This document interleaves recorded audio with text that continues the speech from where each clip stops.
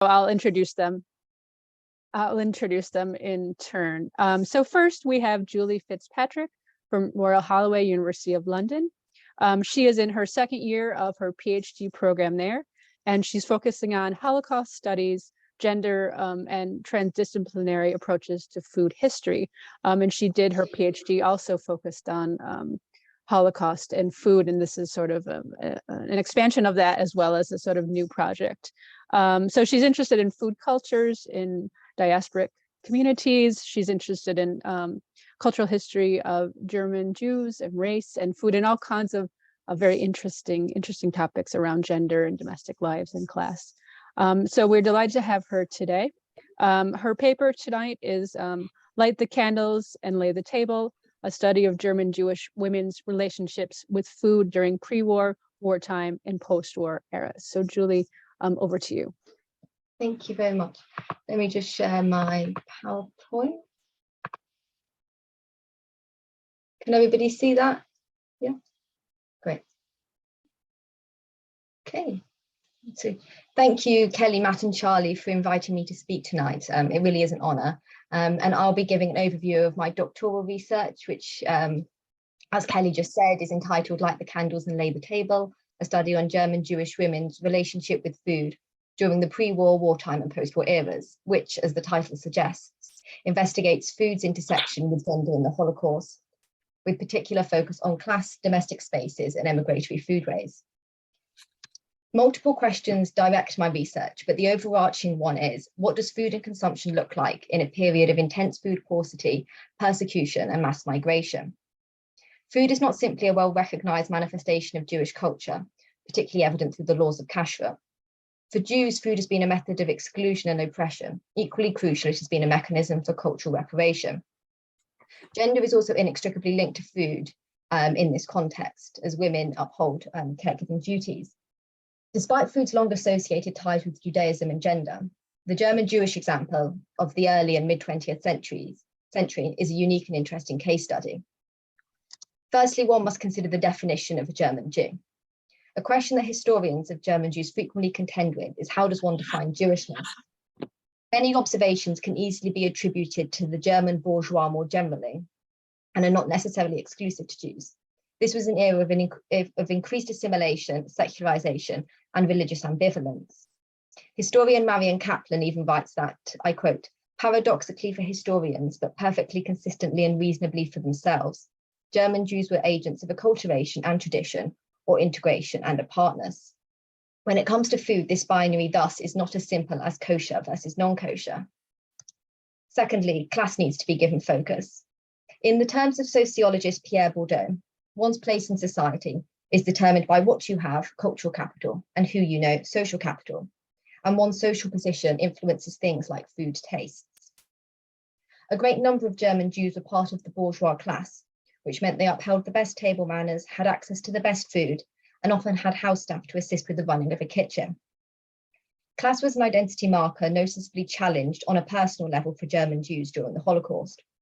Whilst defined by the state, particularly after the Nuremberg laws of 1935, as ethnic Jews, this language was not always so cut and dry within German Jewish households. While some did define themselves both through their German and Jewish identities, it was being part of the middle classes that helped define their relationship to both. I should caveat this with the fact that not every German Jew was urban or bourgeoisie.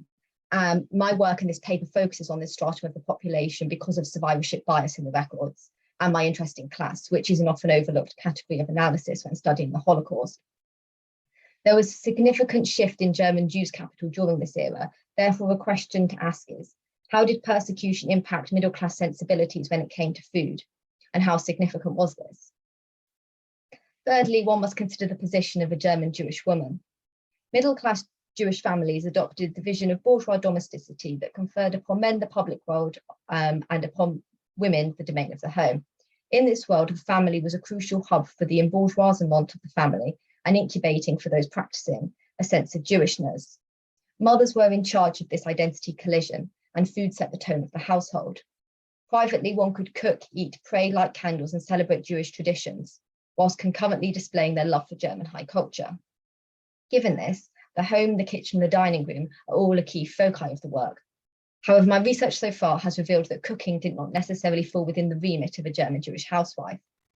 German Jewish women directed the home and the kitchen, but the latter was a figurative rather than literal role in most cases.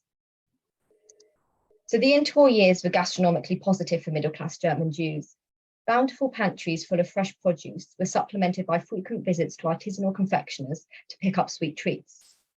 German Jewish cookbooks by authors like Rebecca Wolf and Henny Van Cleef were handbooks for running a middle-class home. They included traditional German recipes like noodle dumplings, but with options to change ingredients to be kosher compliant.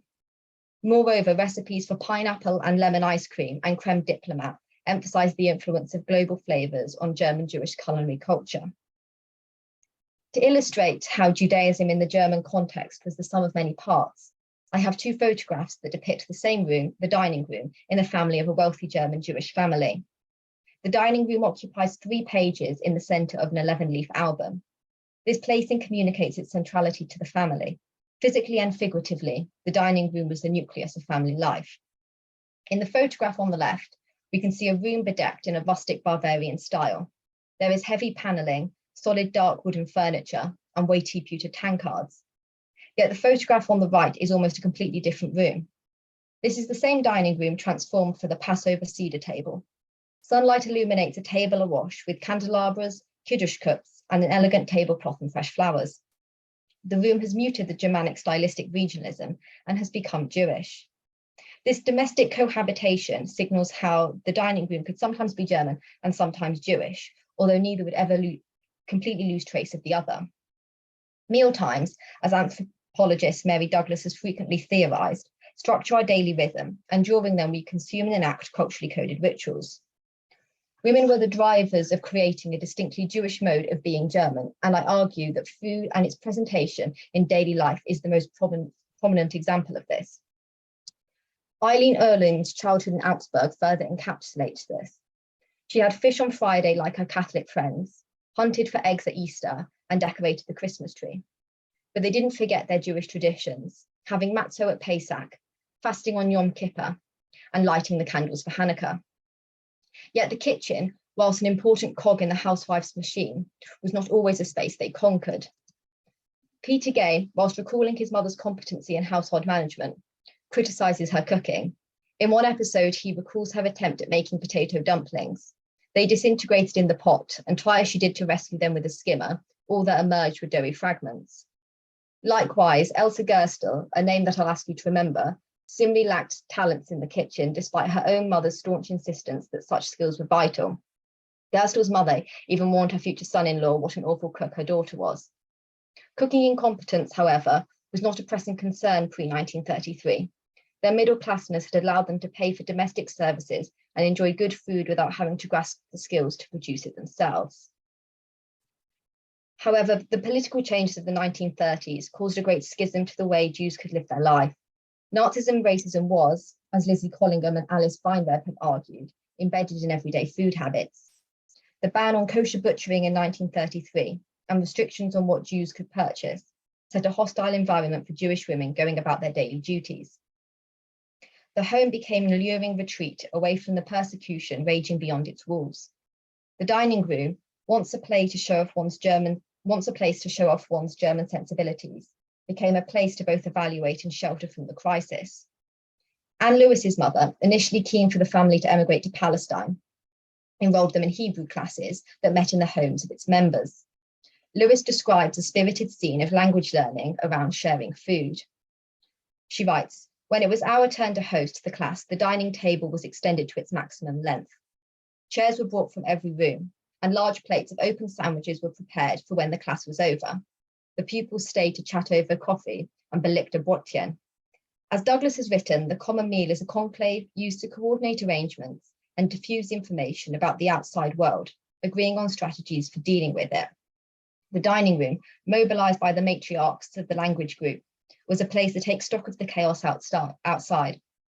The plates of sandwiches and cups of coffee created a collective space of safety and commonality." Jewish women realized the power of the kitchen as a place they needed to master to protect their families over the coming years, particularly those who were preparing to emigrate. Anne Lewis wrote about her mother's elementary knowledge of cookery and her efforts to improve her skills in this area. Similarly, Lisa Brower took a course in bakery and fine cookery, and Peter Gay's Aunt Hedvig studied to make herself into a pastry cook.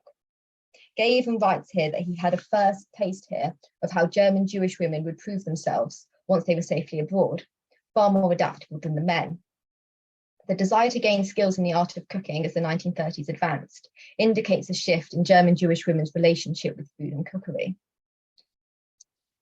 In the autumn of 1941, the decision was made to deport the remaining Jewish population of Germany to the ghettos in Eastern Europe.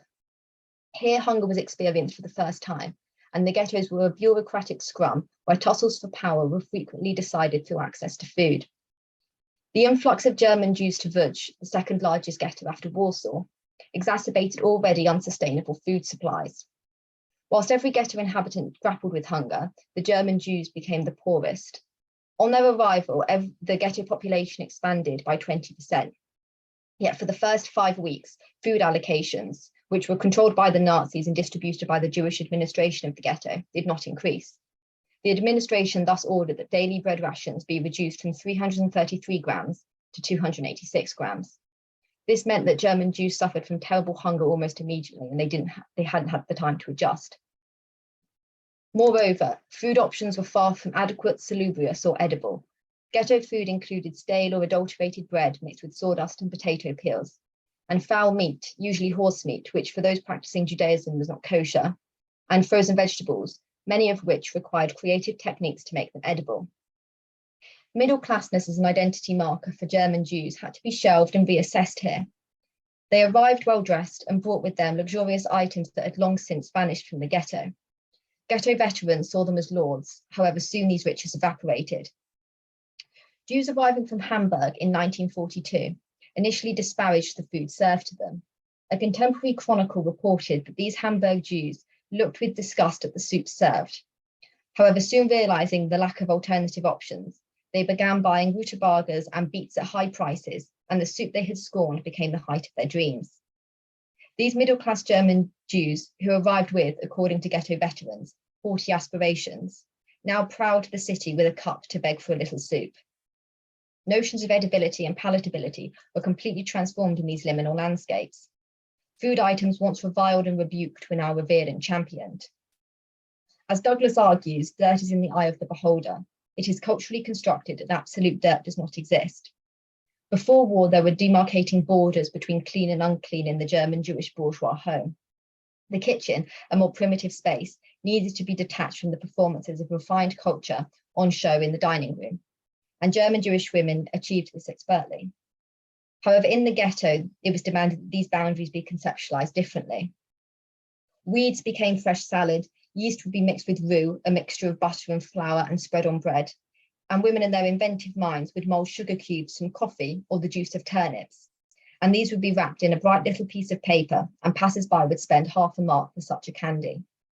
Mothers used rutabagas in place of apples, employing their nut-like flavour to sweeten dishes, and one woman created a birthday cake from whisked ersatz coffee and sugar, which was a hair's breadth away from mocha cream. The techniques used to make such foodstuffs slightly more appetizing emphasizes how edibility was reconceptualized but not abandoned. In contrast to the gendered arrangement of concentration camps, families basically remained intact when they arrived in the ghetto. This structure meant women continued in their role as homemakers, and the crisis of the empty pantry continued to fall on their shoulders. The trauma of displacement and general inhospitable conditions created, as Zoe Waxman argues, a justifiable climate for anti-mothering. While sociological expectations did prevail, to describe an idealistic image of mothers would rose to the narrative of care in this cruel environment. Irene Hauser's contemporary diary elucidates many of these tensions and challenges.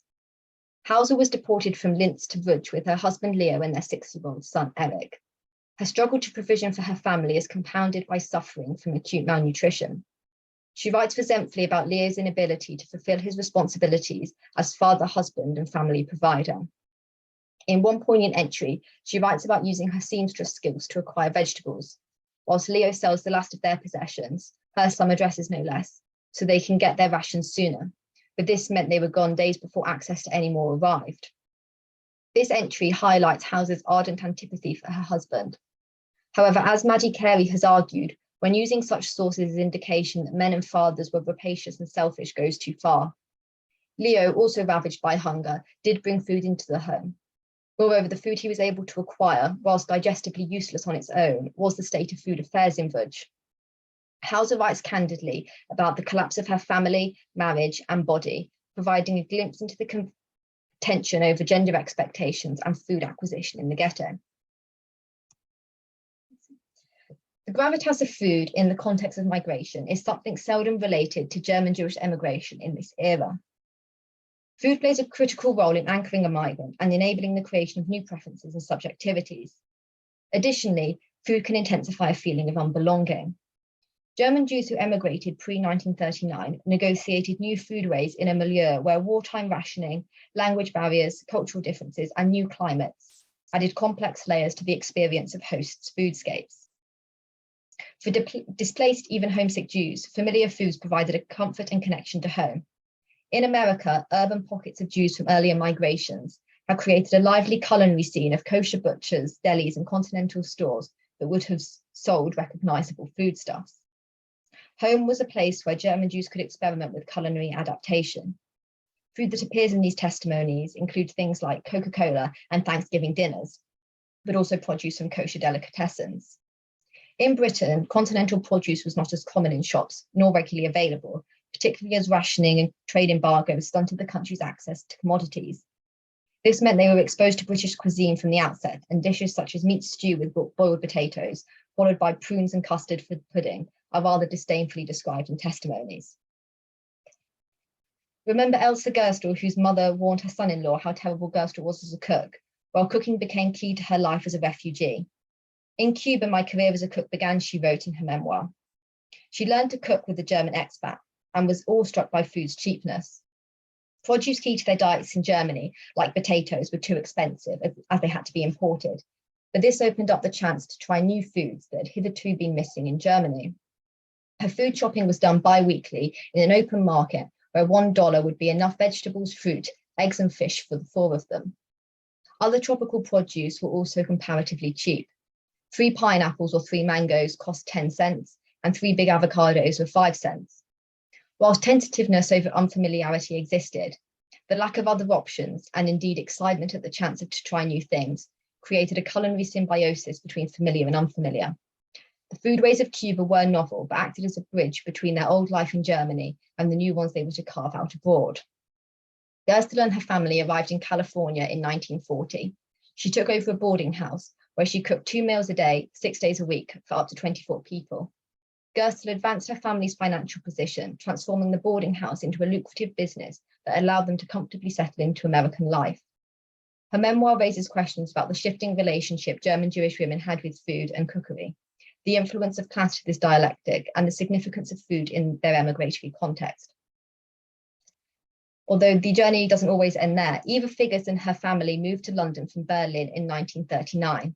In the summer of 1946, Eva Figgers' mother organised a family trip to the expensive city of Basel. The purpose of the trip, to eat. Irma Unger, Figgers' mother, described to her daughter the pre-war delights of profiteroles and omelettes that would gild their table in Switzerland. Their breakfasts would consist of white rolls and black cherry jam. At cafes near Lake Lucerne, they ordered iced coffees and meringues with whipped cream. And Figgers marvelled at the presence of paper napkins, wrapped sugar cubes, drinking straws, and wells of butter on ice. The family had been poor in wartime and subject to severe rationing, yet were now enjoying this gluttonous utopia. Figgers writes that her mother's sole preoccupation was focused on social status, on being slightly better in terms of material possessions than her neighbours. Irma Unger directed the status revival, with the food tour of Switzerland marking her first step. In 1947, the family moved into a bigger house in Hendon, London. Unger remobilised her kitchen and dining room to reclaim the social status of her Berlin years, mixing her German possessions with a lilt of Britishness. In their dining room, Unger showed off the monogrammed cutlery, plates, crockery, glass, dinner service, and tea and coffee sets that she'd brought from Berlin. Sunday lunch was a grandiose event in their household and was much relished by Unger, who gained great pleasure from serving good food on her finest table setting. Douglas's rendering of the mealtime resonates here with Unger's attempt at showcasing her social position at Sunday dinner. Figes writes, "My mother came into her own if guests were expected for Sunday lunch. She was always immensely pleased with herself when I helped her put an extra leaf into the heavy table and spread out the starched white tablecloth of finest damask. She was, I think, truly happy at such moments. The food was also good on such occasions. Ingredients were easy to get, and she had brought out a voluminous German cookbook, her Bible for married life in the old days. The scene is an archetypal British Sunday lunch, where mothers bring out their best servingware, lay the table for multiple mouths, and consult their trusted food Bibles. Unger's Bible, however, is in German. This blend of German and British tradition highlights the symbiotic relationship between food and migratory experience. Figes's mother had created a home much akin to their British middle-class counterparts, but vestiges of their German identity remain present. Figes's account certainly indicates that her mother, rather successfully, had uprooted their Berlin apartment and planted it into their new Hendon home, with food culture central to this transplantation. So this paper has sought to show how food and its associated cultures were a key part of a German Jewish woman's toolkit for survival, preservation, and regeneration during this turbulent epoch. As the period advanced, women's relationship with food shifted. The paper has also sought to show how class, notably the loss of middle-classness, was a defining and enduring feature of German Jews' negotiation of food in the new and unfamiliar landscapes of the Holocaust. In Holocaust survivor Lucille Eichengreen's post-war interview, the interviewer apologizes for keeping on talking about food. She responds, "That's okay, food is very important." I think this small part of a longer interview captures the significance of food in the history of the Holocaust. Food alone does not make their histories, but as an ever-present component of their daily life in all contexts during this era, food cannot be removed from the story. Thank you very much for listening. Oh, thank you so much, Julie. That was really a fantastic paper. And lots to talk about, lots because you can see various people are clapping in their squares, as it were. Yeah. So everyone, I know you're probably anticipating, having a lot of questions you want to ask her, but please hold on to your questions. We're going to do a combined question and answer at the end. So we're going to turn now to Rebecca Hodge, who joins us from New York City. She works at NYU currently as an independent researcher. She did her MA at NYU, looking at understanding how food was weaponized in France in the war, World War II, and slightly after the war and post-war period. And she sort of current research looking at this, but also looking at sort of more recent weaponization of food in conflict areas such as Syria, Ethiopia, and Ukraine, and considering how to sort of prevent such weaponization in the future. So Rebecca, I will turn it over to you. And it's great to have you. Great, thank you, Kelly.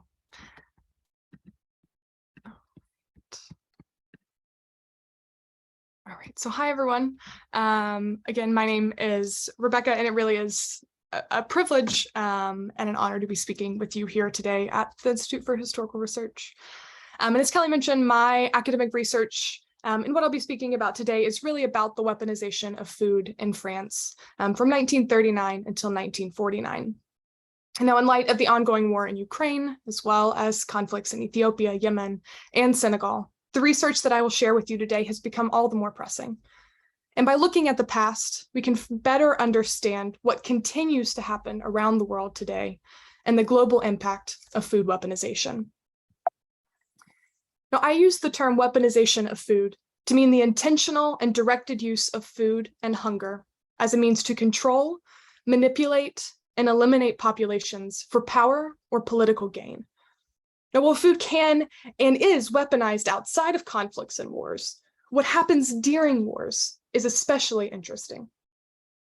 Throughout the course of World War II, an estimated 19.5 million people were killed in combat. And as Leslie Cullingham argues, at least an additional 20 million people were killed by starvation. Now, the language used here is important. Those people were killed by starvation. They were not an accidental byproduct of war, but instead their deaths were part of a strategic plan to eliminate people for power and political gain. Now, you may be asking, why look to France? To be sure, starvation rates were far higher in countries like the Soviet Union, Greece, Poland, and Ukraine. But France, and to be clear here, I am only talking about the hexagonal landmass in Europe and not the entirety of the French Empire. But France offers a unique opportunity to see how different actors weaponized food in one locale. The division of the country into the occupied zone in the north and the free zone in the south under Vichy allows us to see how the Germans weaponized food against the French, how the French weaponized food against the French, and how allies weaponized food against the French. Each of these situations allows us to better understand how countries today experience food weaponization from their enemies, from occupying nations, and even from countries they thought were their allies. But before we can fully understand what happens in France in World War II, we need to take just a little step further back in time and look at how the First World War ended.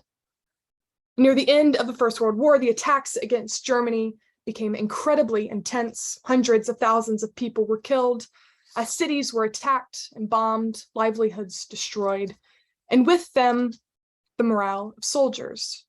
And wanting to very literally starve the German people into surrendering, Britain and other nations enacted a vicious naval blockade against Germany. Any ship headed to Germany would be inspected, and products that could be deemed as contributing to the war effort would be taken. Those products, of course, included things like weapons, rubber, oil, but it also included food. And this blockade, deemed the hunger blockade, had direct and daily consequences on German civilians. Child mortality rates rose 30%, and the average daily caloric intake in Germany fell to 1,000 calories per person by 1918. Estimates say that nearly 400,000 Germans were killed by starvation as a direct result of the blockade. And in the time between the First and the Second World War, Germans became obsessed with preventing that kind of hunger again, and hunger prevention policies became central tenets of Nazi policies. Hitler himself said that the country needed to do whatever it took to be untouchable by a blockade. So two ideas really took root in that time to prevent this action. The first was the idea of Lebensraum, living space, the idea that Germany was too big for the land that they had. There was too large of a population and too small of a country, and they needed to be bigger to grow their land and expand their borders. The other idea was one of Großraumwirtschaft, which essentially means pooling resources from other countries, either occupied countries or sympathetic countries, to help build their own resources internally to support the people. These two ideas launched the Nazis into the Second World War, where they expanded to the east, gaining huge amounts of coal and wood, rubber, oil, and wheat, and into Western Europe, to Belgium, the Netherlands, and France. And from France, they gained enormous amounts and varieties of agriculture. Nazi economic leader Hermann Göring said Germany should not have to worry about the food situation there in Germany, and the French in particular should do more to boost output. Boosting French output meant more food for the Germans to steal, to feed their own people and military. Weaponizing food for him meant saving the Germans and weakening or eliminating the French. See, France became an essential component of German survival. There's not a single region in the nation that was lacking in agricultural resources. From wheat to rice, dairy and eggs, beef and poultry, the nation was rich with resources, none of which, or little of which, were left for the French. And instead, the Germans forced the French to surrender their crops, taking increasing amounts with each year that passed, so that the Germans could have more to feed their own civilians and troops. The occupied zone in the north of France produced 70% of all French wheat, 85% of butter, and 65% of beef prior to the start of World War II. And as that was the area occupied by the Germans, those resources became all the more accessible to the German military, who could take what they wanted when they wanted. In 1941 alone, France was forced to surrender 550,000 tons of grain to Germany. That equals 1.1 billion pounds of grain. In 1942, that number more than doubled to 1.1 million tons of grain, or 2.6 billion pounds. Forcing France to surrender such enormous amounts of food was an act of war and was a means to control the people. Between June 1940 and 1944, the totality of the time that the Germans occupied France, the Nazis forcefully exported 4,381,000 tons of grain, 891,000 tons of meat, 752,000 tons of potatoes, and 311 million eggs. Of course, this wasn't all they took either. Whole grains, other straws, vegetables, dairy products, wine, tobacco were all stolen from the French. And when converted to pounds, these numbers are absolutely incomprehensible. They can seem so enormous that it is hard to make sense of what that actually meant in daily life. But as this chart is labeled of agricultural products that were taken, they weren't just agricultural products. They were also bread that couldn't be baked, breakfasts that were gone without, soups that couldn't be made. The Germans stole not just products, but they stole meals, satiation, flavor, health, and life. With so much being stolen by the Nazis, you have to ask, was there anything left for the French? Well, what was left was but a shadow of what had existed before. Bread, of course, was diluted with dirt and straw, coffee with dirt as well. The meat from 70 cows in 1940 would be equal to the same amount of meat from 130 cows in 1944. But not only was food taken, land was also destroyed. Bombs hit agricultural areas, tanks drove over fields, causing enormous damage to the land, often making it impossible to grow crops there, not just in the war, but for years afterwards. Bullets and weapons were left behind. People were also taken. Millions of French people were sent to Germany as forced laborers as part of the STO program.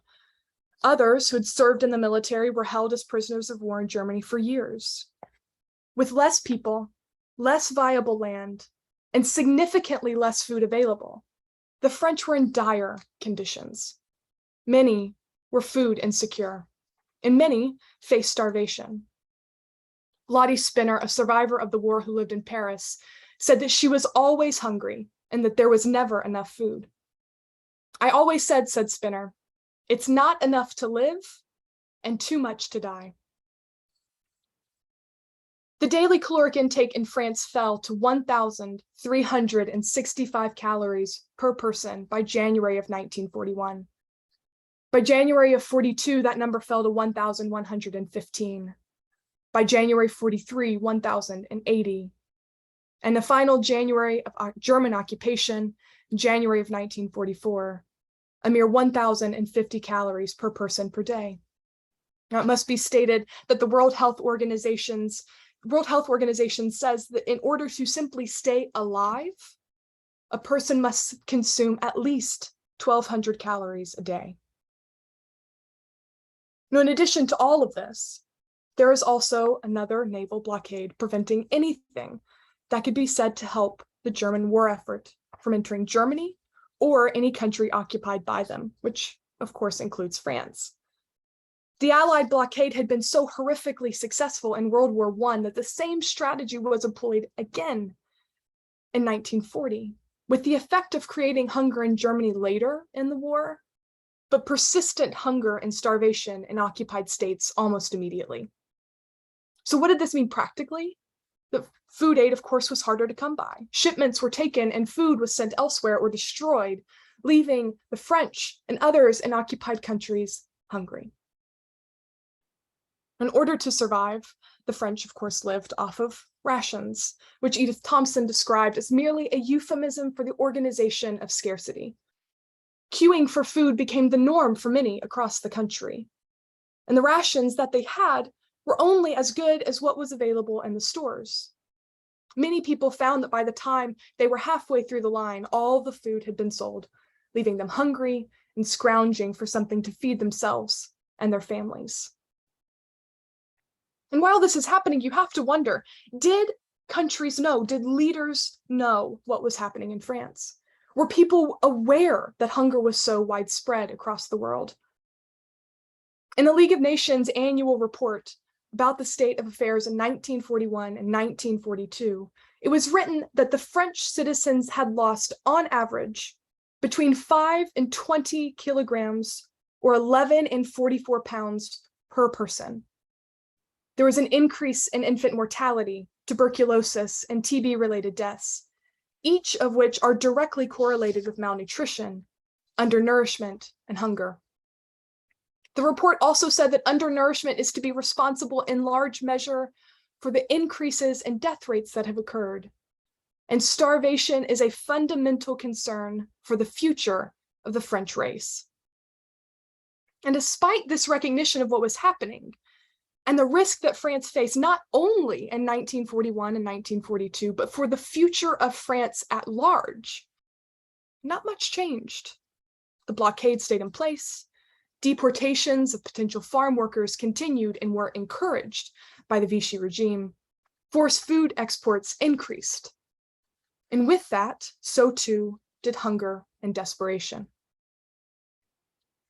And all of this is especially significant because the weaponization of food has continued around the world even today, and the effects are wreaking havoc and will have monumental impacts on generations to come. In Yemen, a country that has been at war since 2014, millions are hungry and near death. A blockade largely supported by the US has severely delayed or wholly prevented humanitarian aid from entering the country at different times. And despite pleas from humanitarian organizations to allow resources to enter the country, the blockade has only been strengthened. It is estimated that some 400,000 children will die from starvation in Yemen throughout the course of the conflict. At least 80% of the population is currently in need of humanitarian aid, including immediate and life-altering food assistance. At least 13 million people get aid every single month in Yemen from the UN World Food Programme, and an estimated 5 million people are at immediate risk for famine. Across the Sahel region in Africa, hunger and conflict have created high-risk situations. Since 2020, there have been at least 7 military uprisings in Mali, Chad, Niger, Guinea, and Burkina Faso. 27 million people in the region suffer from severe hunger. And internal migrations of people have forced them to leave their homes because of the wars and conflicts, and they face additional risks as they have lost their sense of livelihood and a means to support themselves. In Mali, sanctions are contributing to one of the worst and largest food insecurity situations in the last 10 years. An average of 3.6 million people are experiencing food insecurity in the country, with 600,000 of those experiencing severe insecurity. And what does this mean for the people? Children under 5, who are often tragically the best gauge for how severe malnutrition is. 30% of all children under 5 in Mali are stunted, meaning that they are smaller and less developed than they should be for their age. The long-term effects of stunting and malnutrition are severe, which includes shorter life expectancy, psychological trauma, developmental delays mentally, physically, and emotionally, lower rates of fertility, and even decreased abilities to contribute economically in the future. In Ethiopia, which is in the midst of a brutal civil war, located mostly in the Tigray region in the north of the country, is facing an increasingly severe food crisis. A blockade has cut off the region from support and prevented humanitarian relief from entering the region. And the results have been catastrophic for the people in Tigray. As of September 2022, over 15 million people in the region were in desperate need of assistance and were living in the crisis stage of hunger or worse. Government officials have continued to deny that there is any crisis of hunger at all and refuse to allow outside humanitarian aid to enter the Tigray region, and instead have attacked UN convoys bringing food relief. And finally, the war in Ukraine has been a prime example of the weaponization of food over the last 6 months, and has also shown just how many of the same tactics and strategies that were used in World War II France continue to be used today. Hundreds of thousands of acres of viable farmland in Ukraine have been damaged. Production facilities have been bombed. Food storage locations have been attacked. Trade routes have been interrupted. Roads have been destroyed, preventing food exports from leaving the country and humanitarian relief from entering the country. Water supplies have been attacked. Ports were blockaded for months. The Russian playbook for weaponizing food feels as if it was pulled straight from the 20th century. And yet the impact of the war in Ukraine has also had an enormous impact globally, particularly in countries that were already facing food insecurity because of conflicts. Massive decreases in exports from Ukraine and Russia, particularly of fertilizer, grains, and sunflower oil, have wreaked havoc on countries already on the brink of crisis. Countries like Senegal, which imports over 15% of their grain from Ukraine and even more from Russia, are facing imminent danger. Without sufficient grain imports, hunger, crisis, and famine may quickly arrive.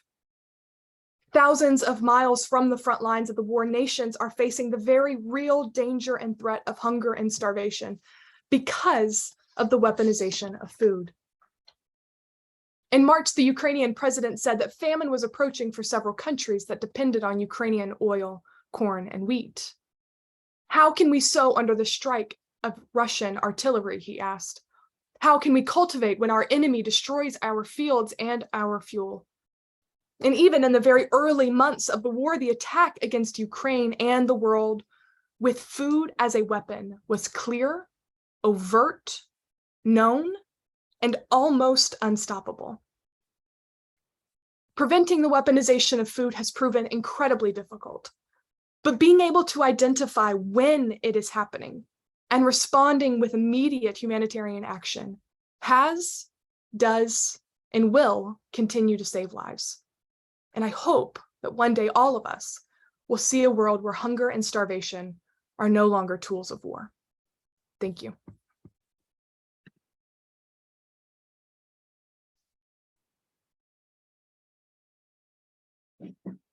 Great, thank you. Excuse me. Thank you so much, Rebecca. That was really fantastic work. We have 2 fantastic papers, and I'm sure people have loads of questions too.